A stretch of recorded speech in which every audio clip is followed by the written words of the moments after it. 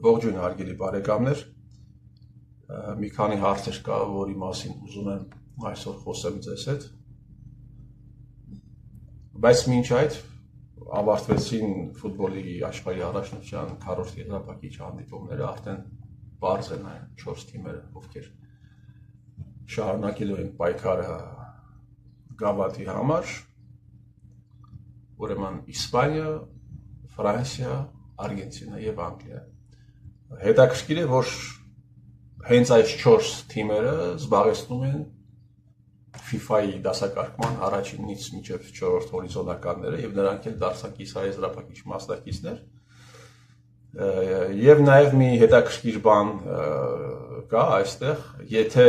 Իսպանիան հանդիպի եզրափակիչում Արգենտինայի հետ, իսկ դա կարծում եմ ամենադիտարժան հնարավոր տարբերակներից հնարավոր 4 տարբերակներից ամենադիտարժան հանդիպումը կլինի, դա կլինի այս երկու ֆուտբոլային մեծ տրադիցիաների եւ մեծ պատմություն ունեցող երկրների ընդամենը երկրորդ հանդիպումը մունդիալներում։ Առաջին եւ վերջին անգամ այս հավաքականները հանդիպել են հեռավոր 1966 թվականին։ Իմ ձեռքի տակ Գոմսյան Աշոտի իմ լավ ավակ ընկերոջ գիրքն է, հրաշալի գիրքն է։ Եվ այստեղից իմանում ենք, որ 66 թվականին աշխարհի առաջնությունը տեղի ունենում Անգլիայում եւ այդ երկու հավաքականներն ընդգրկված են եղել B խմբում, B ենթախմբում Արգենտինայի եւ Իսպանիայի հավաքականները, Արգենտինան զբաղեցրել է երկրորդ հորիզոնականն, երրորդը Իսպանիան դուրս չի եկել 4-րդ եզրափակիչ եւ նրանց միջև տեղի ունեցած առաջին եւ վերջին, ինչպես ասացի, հանդիպումը տեղի ավարտվել է 2-1 հաշվով։ Հիմա վերադառնանք, հարգելի բարեկամներ, մեր գառներին կամ ժամանակակից քաղաքագիտական հայկական սլենգով ասած, մեր շակալներին։ Հարցազրույց է տվել Հայաստանի Հանրապետության Պաշտպանության նախկին նախարար Դավիթ Տոնոյանը, եւ ես կուզենայի անդրադառնալ այդ հարցազրույցին։ Դավիթ Տոնոյանը նախկինում զբաղեցրել էր արտակարգ իրավիճակների նախարարի պաշտոն, նախկինում զբաղեցրել էր Պաշտպանության փոխնախարարի պաշտոն, եղել էր Հայաստանի Հանրապետության ներկայացուցիչը 0-ական թվականներին ՆԱՏՕ-ի ուժերում։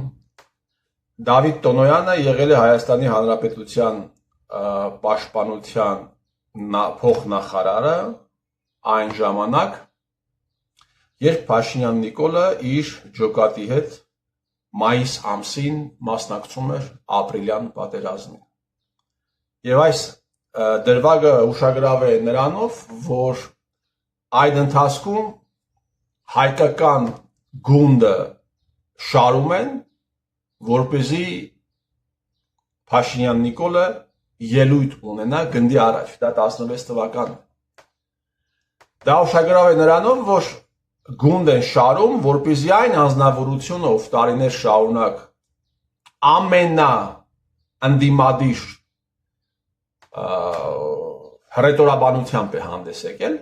Հայաստանի Հանրապետության քաղաքական դաշտում, աֆիցերների եւ զինվորների դեմ ինչ-որ խոսքով հանդես գա։ Դուք պատկերացրեք абսուրդի վիճակը, ենթադրենք Ռուսաստանում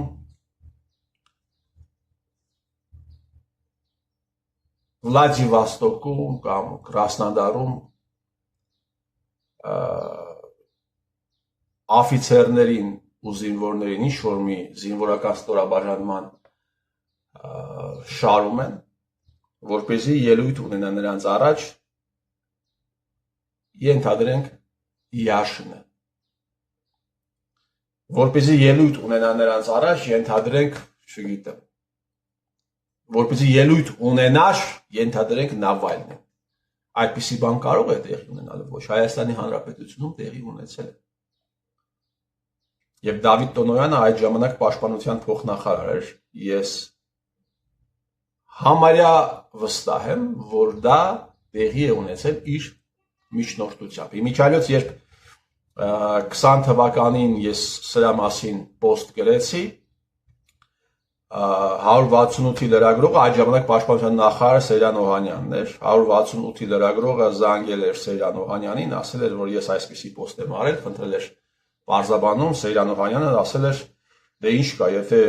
այդ անձնավորության խոսքը պետք է ոգևորեր զինվորներին, իսկ ինչ կա դրա մեջ։ Հետո 168-ի լրագրողը զանգել էր Լևոն Մնացականյանին, ով այդ ժամանակ Արցախի ՊԲ հրամանատարն էր, բայց Լևոն Մնացականյանը եղել էր անհասանելի, ես կարծում եմ, որ հենց Դավիթ Տոնոյանի միջոցով էլ դա եղել է, նաև հիշեցնեմ, որ Թավշյա Ողջբռնի խեղկատակությունից հետո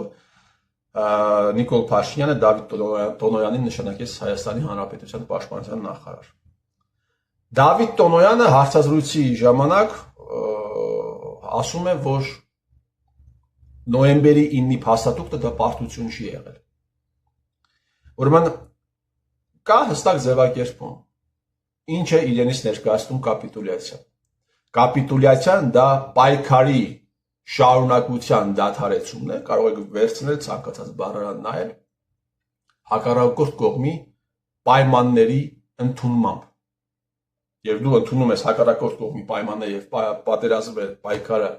կռիվը դադարեցնում ես, կոչվում է կապիտուլյացիա։ Նոյեմբերի 9-ի փաստաթուղթը հայկական կողմի համար Դավիթ Տոնոյան եղել է կապիտուլյացիա։ Նոյեմբերի 9-ի փաստաթուղթը հայկական կողմի պարտավորությունների մասին է, ինչքան ուզում եք Քոչարյանը Անդրանիկը հանրայինի եթերներում ասի, որ 1-ից 8-րդ կետերը, ասում է, 1-ից 8-րդ կետերը այլ պետությունների պարտավորության մասին էին, եւ դա խախտվել է այդ պետությունը։ Սա հայկական պետության պարտավորությունների մասին է, որտեղ այն պարտավորվել էր դուրս բերել հայկական զորքերը Լաչինից, ինչ որ մինչև X ժամանակը Քելբաջարից, Կուբատնուից եւ նաեւ պարտավորվել էր параллельно с дислокацией российских войск выводятся армянские вооруженные силы։ Այս դրույթը 6-րդ կետի դրույթը, ինչպես նաեւ հետագայում ադրբեջանցիների մեկնաբանությունը եւ նաեւ 22 թվականի հոկտեմբերին Հայաստանի կողմից Արցախը Ադրբեջանի կազմում ճանաչումը թույլ է տալիս սպնդելու, որ այս ֆրագմենտը դրա մասին էր, որ Արցախում այդ 2500 քառակուսի կիլոմետր դեռևս ոչ ադրբեջանական Արցախում զինված հայ տղամարդ պիտի չլիներ։ Սա եղել է պարտավորություն հայկական կողմի կողմից եւ սա ոչ այլ ինչ է, քան կոնկրետ կապիտուլյացիա։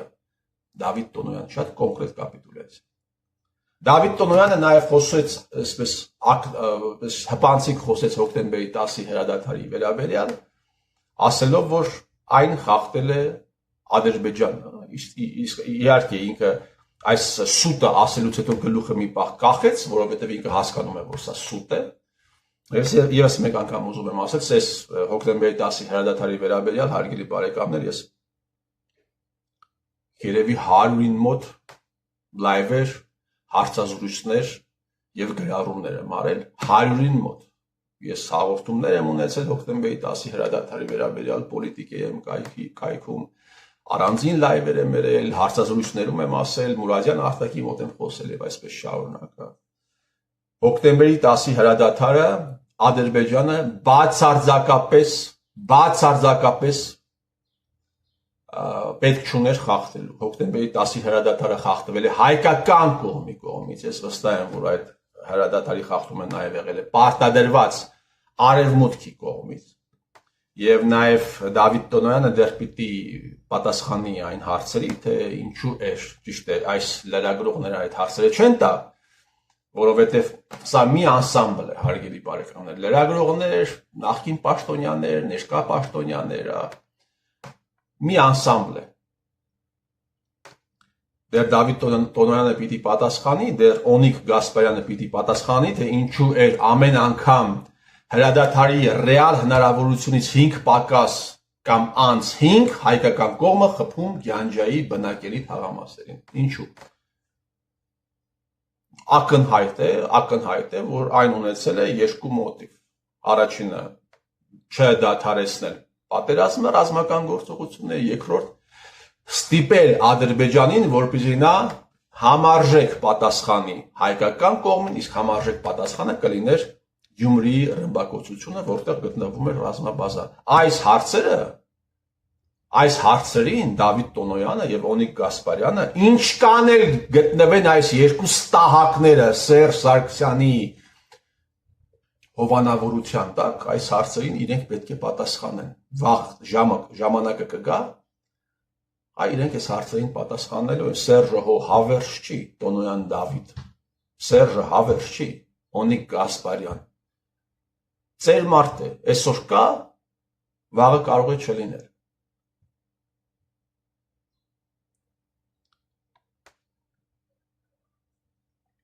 Նաև մեկ անդրադարձ եմ ես ուզում անել, հարգելի բարեկամներ, հիշում եք, երբ տեղի ունեցավ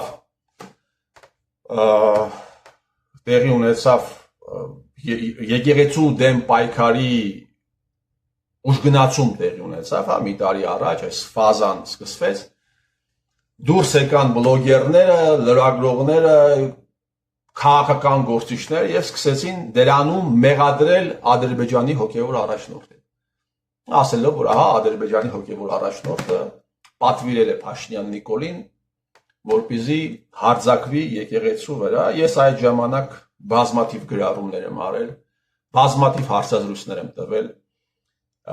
բազմաթիվ ուղերձներ եմ ունեցել, տեսաուղերձներ եմ ունեցել, որտեղ ասել եմ հետևյալը. այս հարձակման հետ կապված Ադրբեջանի հոգևոր առաջնորդը բացարձակապես կապ չունի։ Նաև կային մարդիկ, ովքեր ասում են այս հարձակումը հովանավորվում է Պորսո պատրիարխի կողմից, եւ ես դա ասել եմ նաև, որ arczepiskopos Մաշալյանը եւս կապ չունի այս հարձակման հետ։ Իմիջայլոց arczepiskopos Մաշալյանը, երբ Փաշինյան Նիկոլը գնացել էր Ստամբուլ, Փաշինյան Նիկոլին ոչ մի հայ քահանա, ոչ միայն arczepiskopos Մաշալյանը պատրիարխը չընդունեց, այլ նաև որևէ քահանա չդիմավորեց, չընդունեց Փաշինյան Նիկոլին։ Ես ասել էի, որ սա հովանավորվում է եւ սա ուղղորդվում է արևմուտքի կողմից, ընդհանրապես եւ մասնավորապես